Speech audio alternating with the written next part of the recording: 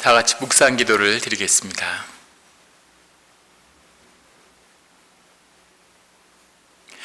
하나님 아버지, 주의 말씀을 듣고자 저희가 예배 자리에서 같이 모여 있습니다. 우리 마음의 기도와 우리 마음의 묵상이 주님께 연락되기를 원합니다. 감사드리며 예수 그리스도의 이름으로 기도드렸습니다. 아멘. 우리의 아버지 되시는 하나님 예수 그리스도께서는 우리에게 복을 주시기를 원합니다. 주님은 우리에게 복 주시기를 원하고 우리가 복되게 살아가기를 원하시죠. 그런데 우리가 삶의 자리에서 고난과 역경을 경험하면서 주님의 복을 깊이 경험하지 못하는 이유는 무엇일까요? 우리는 복을 받기를 원하고 주님은 복을 주시기를 원하는데 우리가 복을 누리지 못하는 그 이유가 무엇인지를 오늘 말씀은 우리에게 도전으로 다가옵니다. 오늘 말씀을 통해 주의 복을 받는 우리 모두가 되기를 예수 그리스도의 이름으로 축원합니다. 오늘 본문 가운데 24절에 보면 한 사람이 두 주인을 섬기지 못할 것이니 혹 이를 미워하고 저를 사랑하거나 혹 이를 중히 여기고 저를 경히 여김이라. 너희가 하나님과 재물을 겸하여 섬기지 못하느니라. 이렇게 주님께서는 말씀하고 계십니다. 재물과 하나님을, 돈과 하나님을 겸하여 섬길 수 없다고 말씀하시는 거죠. 겸하여 섬기지 말라거나 겸하여 섬기지 않도록 애쓰라는 것이 아니라 섬길 수 없다고 주님은 분명히 말씀하고 있습니다. 세상의 재물을 성경은 만몬이라고 기록하고 있습니다. 만몬은 한 번도 신이었던 적이 없었죠. 만몬 자체는 신이 아니지만 역사상 만몬보다 더 강력한 신은 없었습니다. 하나님을 섬기지 않는 자는, 하나님께 속하지 않는 자는 모두 만몬에게 속한 자, 돈을 섬기는 자들이죠. 주님은 주님께 오직 속한 자들이 있거나 있지 않거나이지 둘을 겸하여 섬기는 자는 있을 수 없다고 말씀하십니다. 나는 하나님을 사랑하는데 나는 돈도 참 사랑해. 이런 분들은 하나님을 사랑하지 않고 오직 돈을 사랑하는 것이라고 주님이 말씀하고 계시는 거죠. 세상의 모든 피상적인 것, 세상에 속한 것을 살아가는 자들, 그들의 길은 결국은 만몬에게 속하고 돈에게 귀결되는 것임을 이야기하는 것입니다. 수많은 가치가, 수많은 좋은 것이, 수많은 내가 원하는 것이 있는 것 같이 보이지만은 결국엔 세상에 속한 자들의 그 끝은 돈에 속한 것임을 성경은 분명히 말씀하고 있습니다. 하나님과 재물을 겸하여 섬기지 못하느니라. 오늘 주님이 우리에게 주시는 말씀입니다. 25절에 그러므로 내가 너희에게 이르노니 목숨을 위하여 무엇을 먹을까, 무엇을 마실까, 무엇을 입을까 염려하지 말라. 오늘 주님이 우리에게 주시는 말씀은 염려하지 말라는 말씀입니다. 이때야말로 염려할 때가 아닙니까? 무엇을 먹을까, 무엇을 마실까, 물을 구할 수 없고 쌀을 구할 수 없는 이때에 우리가 정말 염려하고 근심하여야 될 것 같은 이때에 주님께서는 우리에게 염려하지 말라고 말씀하시는 거죠. 염려하지 말라. 34절에서는 내일 일을 위하여 염려하지 말라. 내일이 어떻게 될까? 앞으로 3주 뒤에는 어떻게 될까? 앞으로 어떤 일이 펼쳐질까? 염려하지 말라고 주님은 말씀하십니다. 염려라는 것은 세상이 우리에게 주는 마음이죠. 돈을 섬기는 자들, 세상에 속하는 자들은 염려합니다. 믿음의 반대는 염려죠. 불신앙이 아니라 내일 일을 염려하는 것입니다. 주님은 우리에게 염려하지 말라고 말씀하십니다. 염려한다는 것은, 염려라고 하는 것, 걱정하는 마음, 두려운 마음, 그 마음은 우리의 존재를 잊게 만들죠. 우리의 존재를, 내가 누구였는지를, 내가 어떤 존재인지를 잊게 만드는 것, 이것이 우리 마음속에 있는 두려움과 염려입니다. 우리가 하나님의 자녀고 십자가의 보혈의 핏값으로 산 귀한 생명이라는 우리의 존재가 누구인지를 염려는 잊어버리게 만듭니다. 염려가 우리 마음에 들어오는 순간 우리는 하나님과의 관계를, 말씀을 잊게 되는 거죠. 주님은 말씀을 통해서 우리에게 생명을 주시기를 원하는데, 말씀을 통해서 우리와 함께하기를 원하시는데, 말씀을 통해서 우리의 삶에 주님의 영향이 미치기를 원하는데, 우리가 염려함으로, 우리가 걱정함으로 우리 마음의 두려움이 주님을 잊어버리게 하는 거죠. 그래서 주님은 이 어려운 때, 염려가 넘치는 이때 주님은 우리에게 염려하지 말라고 말씀하시는 겁니다. 세상에 자산이 사라지고 자산 시장이 붕괴되고 금값이 내려가는 초유의 세상을 바라보고 있죠. 세상이 어려워지고 힘들어지면 금값이 올라가야 되는데, 안전자산이 올라가야 되는데 오히려 안전자산이 추락하고 있습니다. 수경의 돈이 사라지고, 애플 회사 같은 한 회사가 수백조의 돈을, 자산의 30%를 하루도 안 돼서 날려버리는 그런 세상을 살고 있죠. 사람들의 믿음이 아무것도 아닌 종이에다가 그림을 그려서 그걸 돈이라고 하고, 그 가치를, 그 신뢰를 모두 다 믿어줬기 때문에 사람에게 주어진 이 믿음의 권세가 돈의 권세가 되어서 오늘 우리를 다스리고 있는 거죠. 그것이 힘을 잃을 때 사람들은 두려움에 떱니다. 그런데 주님은 너희의 생명을 붙잡고 너희가 누구인지를 기억하라는 거죠. 절대 두려워하지 말고 염려하지 말라, 이렇게 말씀하고 있습니다. 이 두려움의 파고에 맞서서 우리의 마음을, 주님을 향한 우리의 마음을 지키는 우리 영락 공동체의 성도님들이 되시기를 주의 이름으로 축원합니다. 오늘 주님께서는 26절 이렇게 말씀하세요. 공중의 새를 보라. 심지도 않고 거두지도 않고 창고에 모아 들이지도 아니하되 너희 하늘 아버지께서 기르시나니. 공중에 나는 새도 아버지께서 기르신다는 거죠. 얼마 전에 자연 다큐멘터리를 봤는데, 아프리카의 초원에서 들판에서 살아가고 있는 그런 플라멩고 가족의 이야기입니다. 홍학이라고 그러죠. 이 플라멩고가 새끼를 낳아서 키우고 있는데, 이 플라멩고의 새끼들이 태어났는데 얼마나 연약한지 몰라요. 이 플라멩고가 그 새끼들을 데리고 건기에 물을 먹이러 연못을 찾아가는 겁니다. 근데 그 연못가에는 물에 굶주린 온갖 들판에 정글의 맹수들이 다 나와 있는 거죠. 표범도 있고 호랑이도 있고 들개도 있고 악어가 있고, 그 모든 굶주린 동물들이 그 연못가에 득실득실 하는데, 거기에 매일 그 병아리 같은 새끼들을 데리고 홍학이 데려오는 거예요. 홍학은 날아갈 수도 있지 새끼들은 날지도 못합니다. 완전히 병아리 같은 그 작은 것들이 비뚱기뚱기뚱 하면서 엄마의 뒤를 따라와서 물을 먹고 둥지로 돌아가는 거죠. 신기하고 놀라운 것은 매일 같은 시간에 그 어미 홍학이 새끼들을 졸졸이 데리고서 와서 물을 먹이고 돌아가는데, 그런데 그 홍학 새끼들이 살아남는다는 거죠. 어떻게 그럴 수가 있을까? 오자마자, 눈에 보이자마자 다 사냥당하고 다 죽을 것 같은데, 홍학은 멸종당할 것 같은데 절대 그러지 않고 주의 섭리 가운데 홍학의 가족들이 살아남아서 자라나가는 과정을 잘 보았습니다. 주님이 그런 작은 생명들, 그 홍학 새끼들조차도 주님이 기르시고 지키시는 거죠. 그것이 주님이 세상을 인도하시는 섭리 가운데 사랑이며 뜻입니다. 그런데 오늘 주님은 우리에게 말씀하십니다. 너희는 이것들보다 귀하지 아니하냐? 너희는 이 세상에 속한 새들보다 더 귀하지 아니하냐? 이렇게 말씀하시는 거죠. 자신의 자녀를, 아버지의 목숨을 내어주고 그리고 지켜야 하는 그 자녀의 귀한 생명, 이 귀한 생명을 아버지가 지키고 기르시지 않겠느냐, 이렇게 말씀하고 계시는 거죠. 오늘 우리에게 주시는 말씀입니다.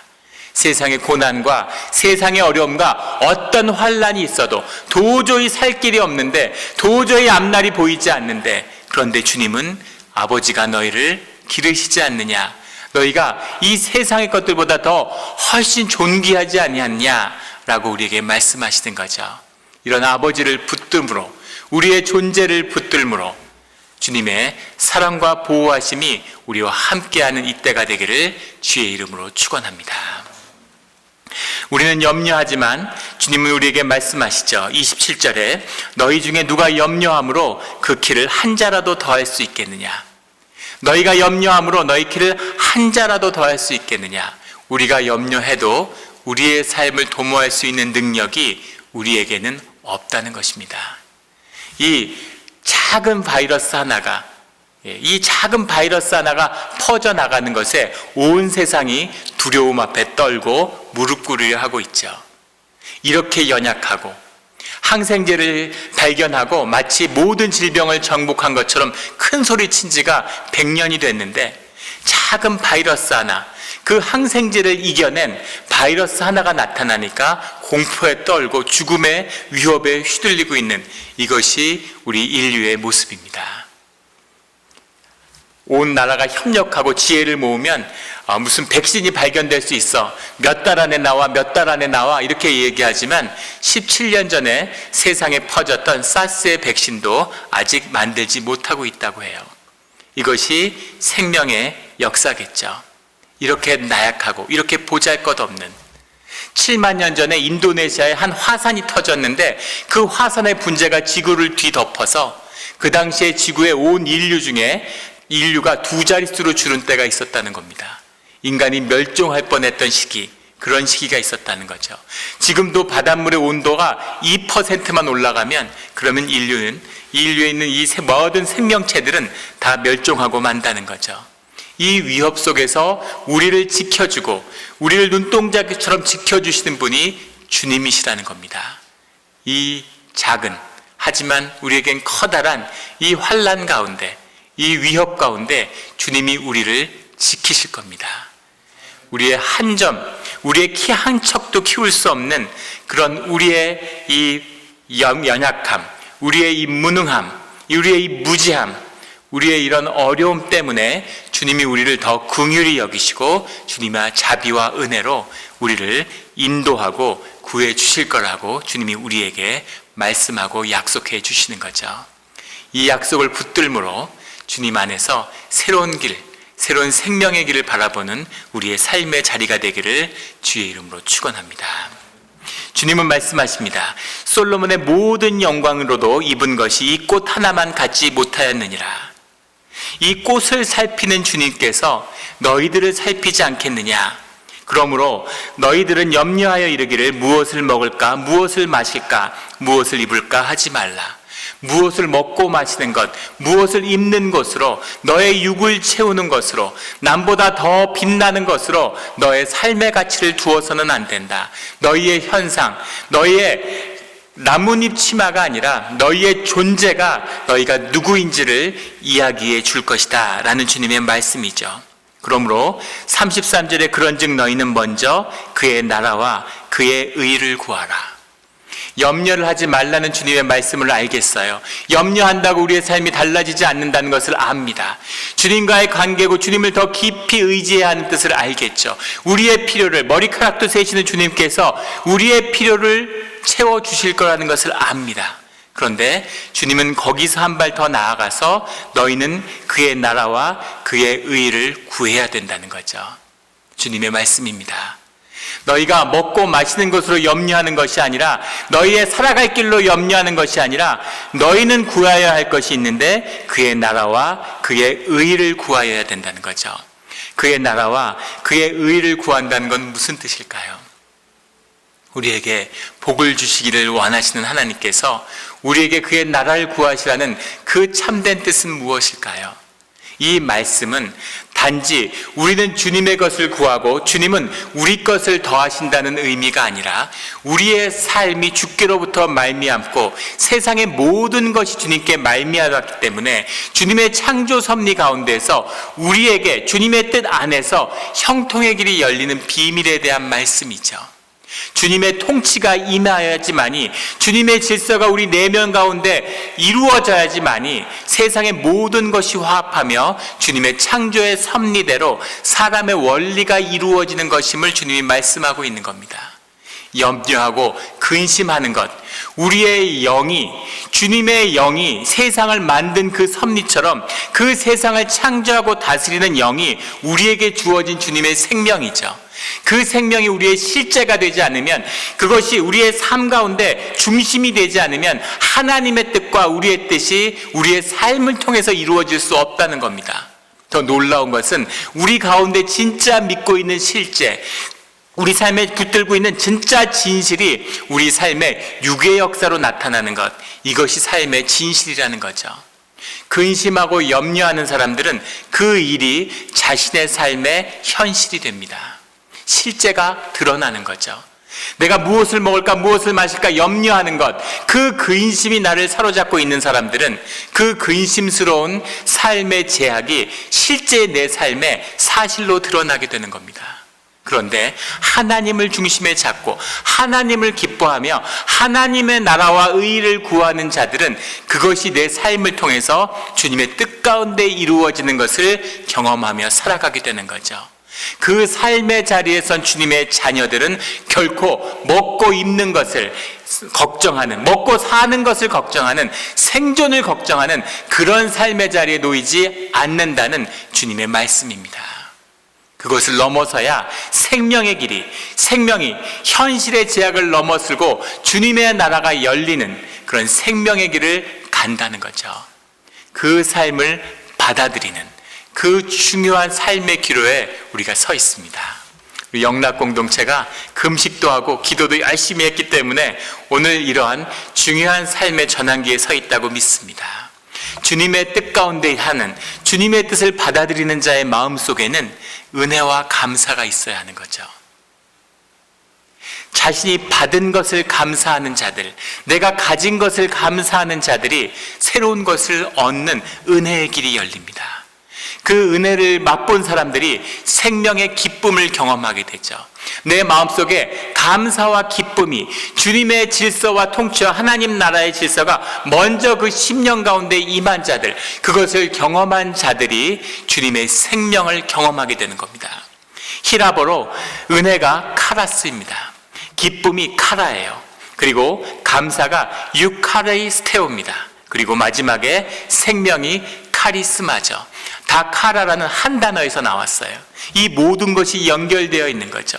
감사하는 마음, 내 삶의 조건을 바라보고 주님을 원망하고 힘들어하는 것이 아니라 내 삶의 조건 안에 숨어있는 그 생명과 심령에 주님이 함께 하시는 말씀과 위로를 붙잡고 그것 가운데 은혜를 경험하는 자들은, 감사하는 마음을 갖는 자들은, 그 안에 기쁨을 경험하는 자들은 주님 안에서 생명을 경험하게 되는 거죠.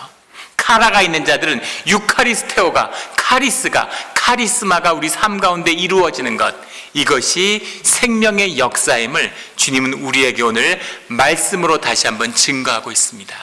말씀이 주님이신데 이 말씀을 붙잡고 말씀을 묵상함으로 염려와 걱정을 이기고 삶에 다가오는 이 두려움과 염려의 파도를 넘어서 생명의 길이 열리는 그런 우리의 삶의 전환기가 이때임을 믿고 이겨내는 우리 영락 공동체의 성도님들이 되시기를 주의 이름으로 축원합니다. 이것이 이때의 비밀입니다. 이것이 고난의 비밀이죠. 이것이 환난의 비밀입니다. 환난 때 하나님의 말씀을 품은 자들, 예배가 삶의 기초로 자신의 존재를 세우는 그 반석 위에 서 있는 자들은 이 고난의 때를 통해서 삶이 일어나게 되는 거죠. 그때가 우리 눈앞에 있습니다. 믿음의 때이며 이때를 위한 믿음을, 이때를 위한 기도를, 이때를 위한 신앙을 주님께서 우리에게 주셨습니다. 그 길을 여는 이 시간이 축복의 때로 변하는 그런 우리 성도님들의 삶의 자리가 되기를 주의 이름으로 축원합니다. 그런 삶이란 어떤 것일까요? 환난과 고난을 이기는 삶의 축복이란 무엇일까요? 주님 왜 이런 고난을 주십니까? 주님 왜 이런 삶의 어려움이 있습니까? 주님이 그 고난과 이 육신의 삶에 주신 환난의 비밀이 있는 거죠. 그 비밀이 있어야 삶의 거짓은 다 썩어지고 삶의 진실이 꽃피우는, 삶의 진실이 열매 맺는 그런 우리의 삶에 이 믿음이, 이 신앙이 드러나게 되는 거죠. 이것이 영생의 비밀임을 주님은 우리에게 거듭 말씀하고 있는 겁니다. 그런 삶은 어떤 삶일까요? 1944년에 일제시대 말기에 태평양 전쟁이 끝나가는 그 전쟁의 끝 마무리에 아주 그 가난과 어려움 가운데 있는 한 가정, 경기도 양평에 있는 한 가난한 가정에 한 아이가 태어났습니다. 아버지는 일찍이 돌아가시고 어머니하고 누나가 삭바느질을 해서 그 남의 집안일들, 그런 일들을 하며 허드렛 일을 도우면서 근근히 살아가는 그 어려운 가정 가운데 한 아이가 태어난 거죠. 근데 이 아이가 씩씩하게 건강하게 잘 자랐는데, 그런데 12살이 되던 나이에 아이들하고 어울려서 공차기를 하다가 눈에 공을 맞아서 눈의 시력이 약해지기 시작했습니다. 어머니가 걱정할까봐 집안일을 보살피는 것도 힘든데, 그 시절에 보릿고개가 있던 시절에 병원이라는 건 엄두도 낼 수 없는 그 시골의 어려운 가정에서 이 아들이 엄마의 걱정하는 심정을 염려하는 거죠. 그래서 엄마한테 이야기하지 않고 꾹꾹 속이다가 시력이 점점 약화되다가 2년이 지나서 14살이 되던 해 시력을 잃어버리고 말았다는 겁니다.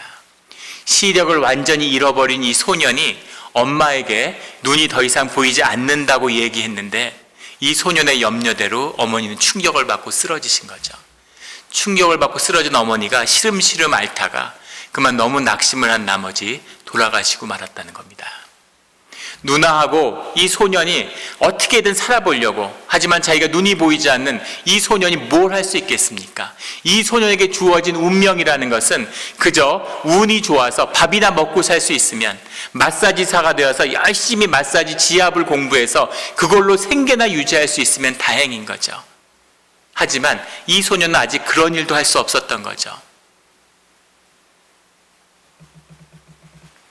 누나가 최선을 다해서 열심히 노력하고 살아보려고 열심히 했는데, 너무 과로를 하고 열심히 일했는지 누나도 몸져 눕고, 몸져 눕은 누나도 병원 한번 가보지 못하고 앓다가 집에서 죽고 말았습니다. 이 소녀는 18살이 됐을 때 천혜의 고아가 된 거죠. 생존을 위해서, 먹고 살기 위해서 몸부림쳐했던 이 소년에게 유일한 희망은 신앙이었습니다. 기도하면서, 지금은 지압이나 마사지를 하는 것도 그걸로 하루를 연명하는 것이 삶의 전부지만, 학교를 한번 다녀보고자 하는 그 소원도 요원하고 있을 수 없는 일 같이 보이지만, 이 소녀는 언젠가는 내가 대학에 한번 들어가겠다, 대학생이 되고 말겠다는 그런 꿈을 품었다고 해요. 그런데 감사하게도 28살이 되었을 때, 이 소년이 어른이 되어서 성장했을 때 28살이 돼서 처음으로 대학에 갈 수 있었다고 합니다. 우여곡절이 있고, 대학생들은 맹인들은 원소조차 받아주지 않던 시절에 온갖 장애우에 대한 차별로 가득했던 그 가난과 그 저주와 같았던 시절에, 그 시절을 이겨내고 대학에 입학을 한 거죠. 대학에 입학한 이 소년이 이 28살이 돼서 열심히 공부해서 나이가 30이 넘었을 때, 30대 중반이 되었을 때 미국 유학의 길을 떠나게 된 겁니다. 아무런 기회조차 가질 수 없는 것 같았던 조국을 떠나서 희망을 품고 미국에 오게 된 거죠. 미국에 와서 공부를 하고 나중에 박사학위까지 받고 일리노이 대학의 교수가 된 거죠. 그 학생들을 가리키는데, 자기 아들이, 자기가 맹인이 됐을 때 그 나이인 12살 난 아들이 기도하는 목소리를 들었대요. 아들이 뭐라고 기도하냐면, 하나님, 아버지 눈을 좀 뜨게 해주십시오. 아버지가 눈만 뜨면 저하고 같이 자전거도 타고 야구도 해줄 수 있을 텐데, 아버지 나하고 같이 놀아줄 수 있는 게 아무것도 없습니다. 아버지 눈을 한번 뜨게 해주십시오 라고 기도하는 아들의 기도를 듣고 아버지의 가슴이 아팠다는 거죠. 그런데 아들에게 이런 이야기를 해줬다는 겁니다. 얘야, 눈을 뜬 사람들은, 세상이 보이는 사람들은 밝은 날에만, 밝은 빛 아래서만 책을 읽고, 그리고 어두워지면 책을 못 본다. 빛이 없으면. 근데 아버지는 눈을 잃은 바람에, 눈을 잃은 덕분에 빛이 있던 없던, 밖의 상황이 어떠한 상황이든 늘 손으로 점자를 흩으면서 어떠한 책도 다 읽어낼 수가 있다. 이것이 주님이 나에게 준 축복이었다. 얼마나 감사하니. 이 감사함이 있기 때문에 내가 이렇게 사람들을 가리킬 수 있는 이런 교수가 되지 않았냐, 이렇게 이야기해 줬다는 거죠. 이분이 우리가 잘 알고 있는 강영우 박사, 강영우 장로님입니다. 이분이 뒤에 부시제 행정부의 국무부 차관보로 발탁이 되셨죠. 6년 동안 미국에 있는 장애우들의 인권을 개선하는 그 일들을 책임을 지고 실행했습니다. 이 일들이 미국에서 많은 성과를 거두자 유엔에서 장애인 대책을, 세계 장애인 대책을 세우는 책임자로 영입이 됐죠. 그래서 7억 명에 달하는 장애우들을 돕는 일, 그 일들을 훌륭한 업적들을 많이 남겼습니다. 개인의 아픔이었는데 눈이 개인이 보이지 않는 불행과 개인의 저주같이 보였지만 이분의 삶이 수많은 사람에게 빛과 새로운 삶의 길을 여는 그 길을 여는 하나님의 뜻 가운데 귀하게 쓰임받은 거죠. 이분이 67세가 되었을 때 췌장암을 발견하고 2012년에 마지막 예배를 드리고 감사의 기도문을 드리고 주님 앞에 죽음을 편안히 받아들였죠. 치료 없이 주님께 그냥 가는 길을 선택했습니다. 이 강영우 장로님이 남긴 마지막 고백은 삶을 돌아보니까 감사와 은혜와 감사하다는 그 기도밖에 남을 것이 없다. 내게는 모든 것이 은혜였구나, 모든 것이 주님의 은혜였음을 감사하는 그 마음밖에는 내게 아무것도 남아있는 것이 없다. 이런 고백을 드렸습니다. 한 사람의 삶이 주님께 의탁하고 주님을 의지할 때 세상의 환난의 파고가, 그 고난과 저주의 굴레가 어떻게 한 사람의 생명을 귀하게 만드는지, 어떻게 장애로 이 힘들어하는 한 소년의 삶을 아름답고 주님의 영광으로 꽃피우게 하는지, 그 삶을 이 강영우 장로님의 삶을 통해 보여주는 거죠. 그가 죽음을 받아들이는 모습으로서 하나님의 사람이 어떻게 죽음을 이기고 영생의 길을 살아가는지 그 길을 우리에게 보여주고 있는 거죠. 이 아름다운 삶, 이 아름답고 가치 있고 의미 있는 생명, 이 생명이 고난과 이 굴절된 삶의 자리에서 하나님의 자녀된 그 존재가 보여주는 생명의 영광입니다. 오늘 주님은 우리에게 그 모습을 보고 싶다고 말씀하시는 거죠. 그 믿음이, 하나님이 만드신 그 창조의 생명이 오늘 우리에게 있습니다. 하나님이 주시는 그 귀한 생명의 말씀이, 이 믿음의 선진들에게 그 고난을 이겼던 그 말씀이 오늘 우리와 함께하고 있습니다.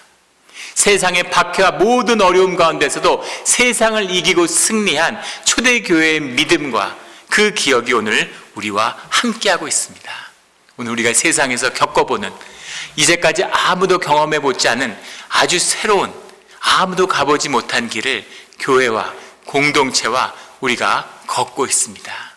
이 믿음의 길이, 이 신앙의 길이, 이 생명의 길이 우리의 존재 가운데 진짜 우리의 가치와 아름다움을 피워내는 그런 이 때가 되기를 주의 이름으로 축원합니다. 기도드리겠습니다. 하나님 아버지, 감사합니다. 주님이 계셔서 감사하고 주님만을 의지할 수 있게 해주시니 감사합니다. 모든 능력 위에 있는 위대하신 이름이며 우리를 위해 십자가의 보혈을 뿌려주신 사랑의 아버지이신 하나님, 오늘 우리와 함께 하시며 우리 가운데 말씀으로 우리를 위로하여 주시고 우리에게 생명의 힘을 부어주시니 감사합니다. 이 말씀을 먹고 이것이 양식이 되어서 바다의 위를 걸어가는 그런 굳센 믿음을 우리에게 허락하여 주시옵소서.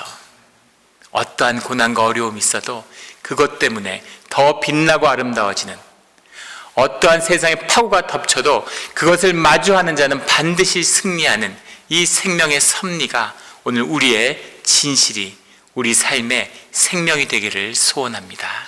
주님, 함께하여 주시옵소서. 우리가 가정에 흩어져서 모일 수 없지만 우리의 한 분 하나님의 자녀로 한 분 하나님께 함께 예배하는 주의 자녀들이오니 이 존재가 분명해져서, 우리가 예배가 우리의 존재를 세우는 기름이 분명해져서 주님의 이름이 더욱 높임을 받으며 교회가 더욱 굳건히 있으며 우리의 공동체 가운데 하나님의 사랑과 중보가 넘치는 그런 일들을 볼 수 있다고 믿습니다. 주여 아버지여, 함께하여 주시옵소서. 모든 것을 주님께 맡기며 감사드리며 예수 그리스도의 이름으로 기도드렸습니다.